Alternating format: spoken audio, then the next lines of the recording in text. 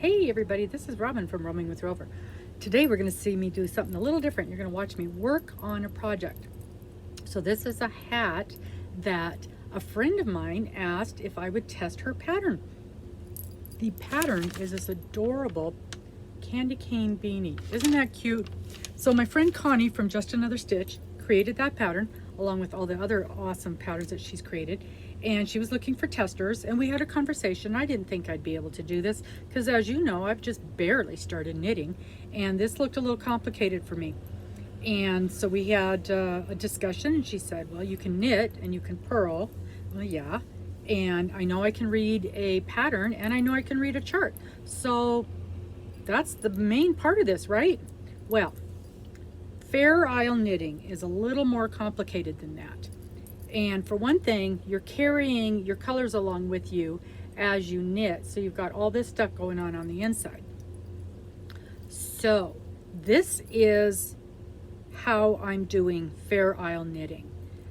I'm probably doing it wrong, and I'm sure you guys are going to tell me that I'm doing it wrong. And that's what I want. I want you to let me know what I'm doing wrong and how I can do it more better. So I'm following the chart. She's got a real nice chart and it's super easy to follow. This obviously is a candy cane design, and the chart has one candy cane, and you just repeat it around the entire hat. And that is basically all there is to it. As you watch me fumble around with this. 1, 2, 1, 2, yes. A lot of counting, but not hard counting. It's like one of these, two of those, a couple of them. Pick the red up. And as you see, I am a continental knitter, so I hold the yarn in my left hand and I throw instead of picking it. I think if I picked it, it would be a lot easier. And then I always forget when we've got these long distances to carry the float, and you're supposed to do some kind of little tacking down thing so that that float isn't going so far. And then today, see, it's really turning out cute. You can see the little candy canes in there. And then today I saw a video about doing Fair Isle knitting and how to avoid some of the mistakes that new Fair Isle knitters make. And of course I'm making all of them.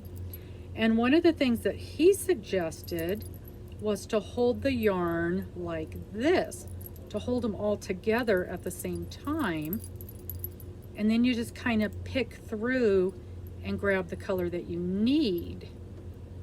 And I think if I was a picker, that would work very, very well.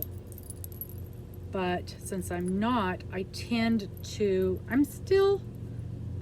I think it's gonna work okay. I think it'll be a little better, definitely a little better than it was. And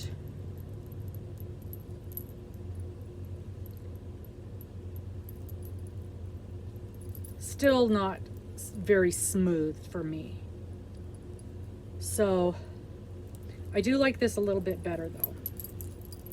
And then of course I've got all my yarns all tangled up. I have no idea how to not make that happen. All right, now I've lost my place. 1, 2, 3, and 3 white, red. So this is red, and this is white. So I know this is probably painful to watch. It's painful. It's not painful to do. I'm actually enjoying it quite a lot. I'm assuming that this is not going to be the best because, again,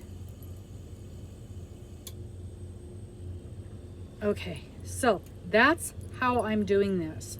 And I figure there's a way better way than what I am doing. And I would love it if you guys could chime in and give me some hints on how to do this better, easier, because I don't know that it's the actual Fair Isle knit part of this is turning out. The pattern is darling. The pattern is very easy to follow, and it has nothing to do with my struggles, trust me.